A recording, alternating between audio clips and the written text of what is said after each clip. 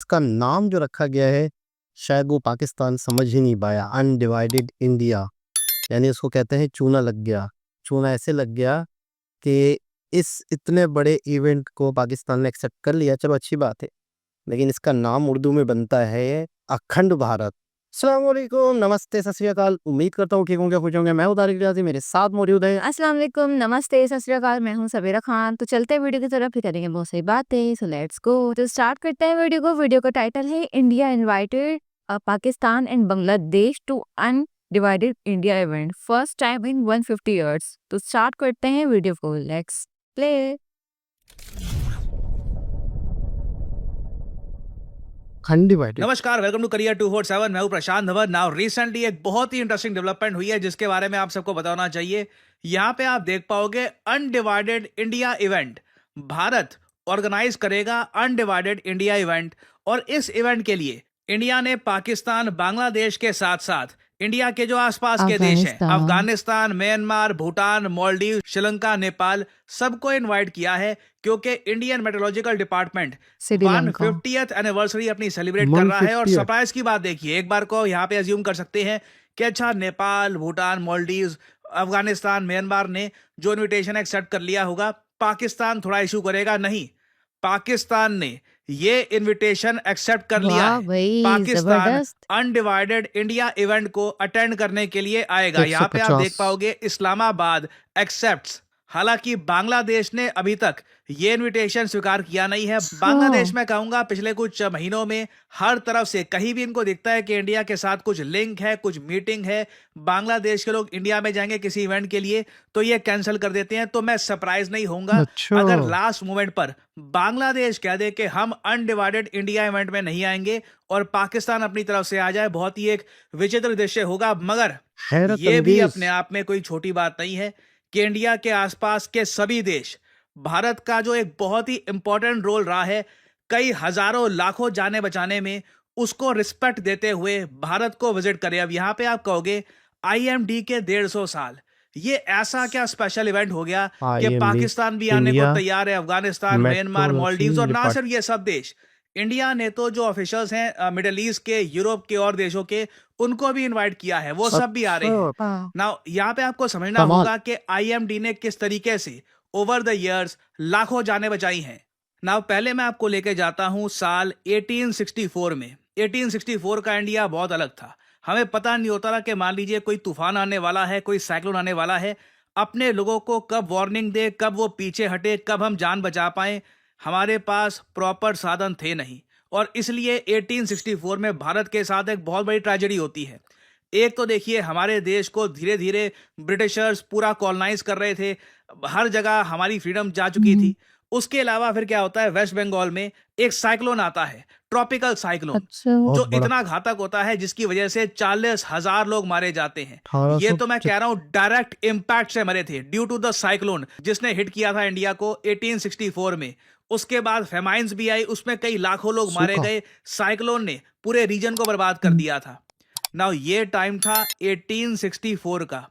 1864 से अब हम अगर 2024-2025 के आसपास का टाइम देखें ना, तो 2023 में आप लोग जान के हैरान होंगे, एक भी मौत नहीं हुई साइक्लोन मिचांग की वजह से। कई बड़े बड़े साइक्लोन्स आए, वाह। इंडिया को हिट खाली किया, करा मगर देते थे। इंडियन मेट्रोलॉजिकल डिपार्टमेंट अपनी सैटेलाइट से टाइम से वार्निंग दे देता है, और उसके बाद स्टेट गवर्नमेंट उन वार्निंग के हिसाब मेट्रोलॉजिकल से डिपार्टमेंट। इवैक्यूएशन कर देती है, लोगों को लाखों हटा लोगों को लेते। हटा देती है रास्ते से, जिससे कई लोगों की ये जान देख बच तो जाती है। मैं आपको बता दूं, अगर आईएमडी ना होता, अगर Indian IMD metrological department India metrological 1875 में ना मेट्रोलॉजिकल बनता, और उसको बाद मेट्रोलॉजी में भारत सरकार इतना ज्यादा मेट्रोलॉजिकल। स्ट्रांग ना बनाती, क्योंकि देखिए, एक बार को मुझे बोलना पड़ेगा, इंडियन मेट्रोलॉजिकल डिपार्टमेंट की शुरुआत तो करी थी ब्रिटिशर्स ने, मगर उस वक्त इंडियन मेट्रोलॉजिकल डिपार्टमेंट इतना ज्यादा आप कह लीजिए एडवांस। इफेक्टिव था नहीं। ना सैटेलाइट्स थी, ना ब्रिटिशर्स ज्यादा इन्वेस्ट करने को तैयार थे इंडिया में। ये मेट्रोलॉजिकल डिपार्टमेंट ज्यादातर रिसर्च के लिए ही इस्तेमाल होता था, वो भी छोटे लेवल पर। इंडिपेंडेंस के बाद इंडिया को यह बात समझ में आ चुकी थी कि हमारा मेट्रोलॉजिकल डिपार्टमेंट स्ट्रांग बनाना होगा, तभी हम ना सिर्फ साइक्लोन, कल को फ्लैश फ्लड्स आती हैं, हीट वेव आती है, विंटर्स में बहुत ज्यादा फॉग हो जाता है कहीं पर, इन सब डिजास्टर से अपने देश के लोगों को अगर बचाना है ना, तो उसके लिए भारत को चाहिए होगा एक मेट्रोलॉजिकल डिपार्टमेंट, और भारत ने मेट्रोलॉजिकल। देखिए आईएमडी का यूज इतने अच्छे तरीके से किया है कि ना सिर्फ हम लोग इंडिया में लोगों की जान बचाते हैं, हम लोगों ने साउथ एशिया में जो आसपास के देश हैं उनको भी कई बार टाइम पे वार्निंग दी है, हमा और वहां पर भी हजारों लोगों की जान बचाई है। मैं आपको बता नहीं सकता, अच्छा IMD is IMD. One of my favourite अच्छा डिपार्टमेंट्स ऑफ द गवर्नमेंट। एक तरफ आप अगर देखो, इसरो बहुत अच्छा कर रहा है, इसरो अलग ही लेवल पे है, बिल्कुल डीआरडीओ ठीक है और अच्छा कर सकता है, मगर आईएमडी मैं कहूंगा बहुत अंडररेटेड है, और साथ ही साथ बहुत बेस्ड भी है। बेस्ड मैं इसको इसलिए कहूंगा क्योंकि 2020 में इन लोगों ने क्या किया था कि इन्होंने अपने वेदर फोरकास्ट वाले मैप में ना पाकिस्तान ऑक्यूपाइड कश्मीर को भी ऐड करके दिखा दिया, क्योंकि पाकिस्तानीज काफी बार जो इंडिया के फ्लैश फ्लड वाली वार्निंग होती है इसको यूज करते हैं। इनका खुद का मेट्रोलॉजिकल डिपार्टमेंट इतना बढ़िया काम करता नहीं है। अच्छा तो 2020 से इंडियन मेट्रोलॉजिकल डिपार्टमेंट ने पाकिस्तान ऑक्यूपाइड कश्मीर को, जो बिल्कुल सही काम है, इसको इंडिया का पार्ट दिखाना स्टार्ट कर दिया था। और इसको आप कह सकते हैं बीइंग कंप्लीटली बेस्ड। पाकिस्तान को जब हेल्प चाहिए होती है कि बता दो कहां पे बाढ़ आने वाली है या फिर कहीं से कोई साइक्लोन आने वाला है, हेल्प करते हैं, but at the same time जो हमारी जमीन है, जो हमारा हक है, उसको कभी भी भूलना नहीं चाहिए। सो आईएमडी को अब 150 साल कंप्लीट होने वाले क्या हैं। बात इस बार रिपब्लिक डे में भी आप देखोगे पहली बार आईएमडी अपना जो टैब्ल्यू है, झांकी है, वो यहाँ पर शोकेस करेगा। और अच्छा। जो ये अनडिवाइडेड इवेंट है, किसी को उम्मीद थी नहीं पहली बात तो कि आईएमडी इतना बेस्ड होगा कि ये लोग अपने इवेंट का नाम रखेंगे अनडिवाइडेड इंडिया, और उस इवेंट में इंडिया के आसपास सभी जो देश हैं सबको इनवाइट कर लेंगे और पाकिस्तान मान भी जाएगा। It is truly remarkable. और वाह आने वाले सही है, समय में बहुत आई एम ज्यादा। श्योर जैसे जैसे इंडिया की सैटेलाइट्स और इंप्रूव होगी, आईएमडी ना सिर्फ साउथ एशिया में, इवन साउथ ईस्ट एशिया, मैं कहूंगा इंडियन ओशन के वाइडर रीजन में भी कई जाने बचा अच्छा पाएगा, कई शिप्स को बचा पाएगा। कि पहले देखिए ही जहां बता पे देगा आप ना जा रहे हैं सामने साइक्लोन है, क्योंकि इंडियन ओशन में भी काफी बार बिना किसी कंट्री को हिट किए भी साइक्लोन घूमते रहते हैं वहां पे। तो बहुत ही एक इंपॉर्टेंट रोल है आईएमडी का लोगों को बचाने में, कितना बड़ा ना सिर्फ एरिया लोगों को कवर बचाने करेगा में, हमारी इंडस्ट्रीज को इंडियन सेव ओशन रखने में, हमारी शिप्स को सेव रखने में, और साथ ही साथ इंडिया की जो जमीन है जो इलीगली ऑक्यूपाई कर रखी है, वो भी हमेशा हम अपने मैप्स में दिखाते हैं कि this is an occupied territory, this belongs to India. तो इस इवेंट पे देखिए, नजर रखिएगा, इससे रिलेटेड अभी काफी डेवलपमेंट्स होंगी। आई एम श्योर जब बांग्लादेश की बारी आएगी तो हो सकता है, may be, I am not sure, ये इस इवेंट से पुल आउट भी कर ले, but this is a very important event, 150 years of IMD. Finally यहाँ पे आपसे सवाल पूछूंगा एक, कि वो कौन सा देश है जिसने रिसेंटली ई वीजा की फैसिलिटी ये इंट्रोड्यूस कर दी है इंडियन ट्रैवलर्स के लिए, ताकि इंडियन ट्रैवलर्स आराम से इस कंट्री में जा पाएं। ये नॉर्थ है यहाँ पे कोरिया आपकी I think. Options, United kingdom, Canada, north Korea या फिर इजराइल। कमेंट सेक्शन में करिए उत्तर। जो लोग देंगे सही आंसर उनकी कमेंट को मैं दे दूंगा हार्ट, ताकि बाकी लोग समझ पाएं इसराइली कि सही उत्तर क्या है। और इजराइल फाइनली आप लोगों के लिए एक बहुत ही इंपॉर्टेंट मैसेज। जी जनाब, सबसे पहले तो मैं ये कहूँगा, इसको कहते हैं अ, इसका नाम जो रखा गया है, शायद वो पाकिस्तान समझ ही नहीं पाया, अनडिवाइडेड इंडिया। यानी इसको कहते हैं चूना लग गया। चूना ऐसे लग गया कि इस इतने बड़े इवेंट को पाकिस्तान ने एक्सेप्ट कर लिया, चलो अच्छी बात है, लेकिन इसका नाम उर्दू में बनता है अखंड भारत। इसका नाम बनता है अखंड भारत। पूरा असल भारत ये है, आप आओ मेरे बच्चों।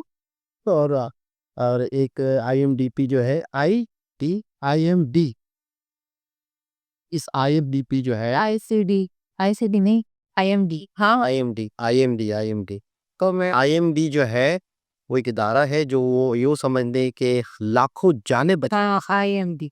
लाखों जाने बचाने वाला वो है आईएमडी। तो मैं फर्स्ट टाइम इनका नाम सुन रहा हूँ। इसका अंग्रेजों के दौर से बना हुआ है और आज डेवलप हो गया। अच्छा, डेवलप इसलिए भी हुआ कि इंडिया जो है वो टेक्नोलॉजी के मामले में बहुत आगे है। इंडिया जो समझ ले कि अंतरिक्ष के मामले में ये सारा सैटेलाइट से पता चलता है। यानी आपकी सैटेलाइट सिस्टम या आपकी अपनी सैटेलाइट हो, अब नेविगेशन के मामले में भी इंडिया का अपना सिस्टम है। यानी हम लोग जो है गूगल मैप पे जैसे हम यूज़ करते हैं, तो हम अपना हमारा नहीं है, या ऐसा होगा भी सही, तो इतना डेवलप नहीं है। नहीं है, क्योंकि यहाँ तो वाईफाई के सिग्नल ही नहीं आते, तो अपना ऐप क्या चलेगा, खाक चलेगा। तो ये मैप है, नेविगेशन है या वेदर है, ये इंडिया इसमें बहुत ज़्यादा इंडिपेंडेंट है। सो जाहिर सी बात है, आसपास वाले सारे कंट्री जो है वो गरीब रह गए हैं, वो अपने मामलात पे पीछे रह गए हैं। जहाँ पे आबादी बहुत हो, हम लोग, हमारा जो एशिया है ये गरीब इसलिए रह गया है, क्योंकि यहाँ दुश्मनी एक दूसरे से आबादी बहुत और नकारा। यानी यहाँ पर स्किल बेस्ड लोग नहीं है ना, उसे हैं भी तो उनको मतलब दुधार वो तो क्या बोलते हैं, क्या बोलेंगे, दुखतार क्या बोलेंगे, दुधकार नहीं वो क्या बोलते हैं यार, दुखतार दिया जाता है क्या, दुधकार हाँ दुधकार दिया जाता है, नहीं मतलब दुधकार दिया जाता है। मतलब वहाँ यहाँ पर ऐसा मसला है ना कि यहाँ पर इस तरह का माहौल ही, एक इकोसिस्टम ही, एक सिस्टम ही नहीं बनाया गया था। तो ज़्यादातर यहाँ की आबादी गरीब रह गई, नस्ल दर नस्ल जो काम चलता था, मछेरा का बेटा मछेरा बन रहा है, कारपेंटर का कारपेंटर बन रहा है। एजुकेशन सिस्टम अंग्रेज़ों का दिया हुआ गुलामाना सोच। कहते हैं कि जब अंग्रेज़ों का दौर था और हम लोग गुलाम थे, तो कई लोगों को ये भी नहीं पता था कि हम गुलाम हैं। ऐसा ही है। हमें ऐसा लगता था कि हम तो जाहिल हैं, तो ये गोरा आके हमें सिखा रहा है, हमें पढ़ा रहा है, हमारे लिए अच्छा कर रहे हैं, हम तो गरीब। अब मिसाल के तौर पर अफ्रीका का कोई गाँव हो या जंगलात हो, वहाँ पे बहुत गुर्बत हो और वहाँ पे कुछ लोग चले जाएँ और वो उसको सेट कर रहे हो, वहाँ पे सड़कें बना रहे हो, तो आपको क्या लगेगा? ये तो हमारा बादशाह आ गया, हाँ हाँ, तो इसी तरह किसी ज़माने में इंडिया में भी यही था, पाकिस्तान में भी यही था कि ये तो कंपनी सरकार आ गई। कंपनी ये तो अच्छी बात है, हमारे लिए सहूलत कर रही है। ये तो पैसे वाले लोग हैं, गोरे लोग हैं, पढ़े लिखे लोग हैं। अब हमारे मुल्क हमारे लब होगा, हाँ, तो तो हमें गुलामी का पता ही नहीं था। तो खैर बहरहाल अब ये मतलब इंडिया जो है। अच्छा, एक चीज़ और है, मैं जहाँ तक इंडिया की ये फॉरेन पॉलिसी को समझा हूँ, ये तो यूं समझ लो, मैं आपको बिल्कुल सच बता रहा हूँ, इंडिया की बहुत लंबी, बहुत लॉन्ग टर्म प्लानिंग है। ये तो सिर्फ एक बहाना है इनको जमा करने का। ऐसा ही मैं सच बता रहा हूँ, बहुत सारी पॉलिसियों में काम होगा, बहुत सारी चीज़ों पे साइन होगा और यूं समझ लो कि इंडिया सबको लेके चलने को तैयार है। हमें ये भी पॉसिबल कि पाकिस्तान से भी हालात बेहतर हो जाए, आई थिंक। हाँ, असल असल में एक वजह और है। वजह ये है कि एक मसला और है। अच्छा, पाकिस्तान में मसला ये है कि अगर मामला सेट होते भी है तो फिर अगली गवर्नमेंट, फिर आगे कौन होगा, फिर क्या होगा, वो सारी चीज़ें ततर-बितर हो जाती हैं।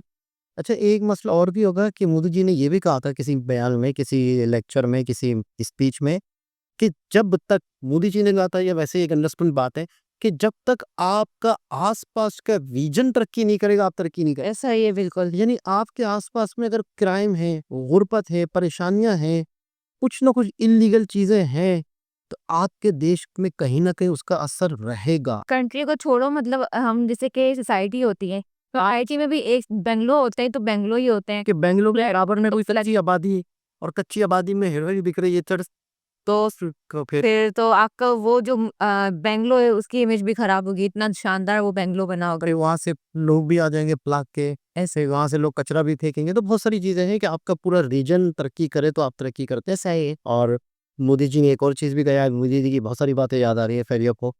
तो मोदी जी ने ये भी कहा हुआ है कि ये डेकेड, ये सदी जो है ना 21वीं सदी में, ये एशिया की सदी है।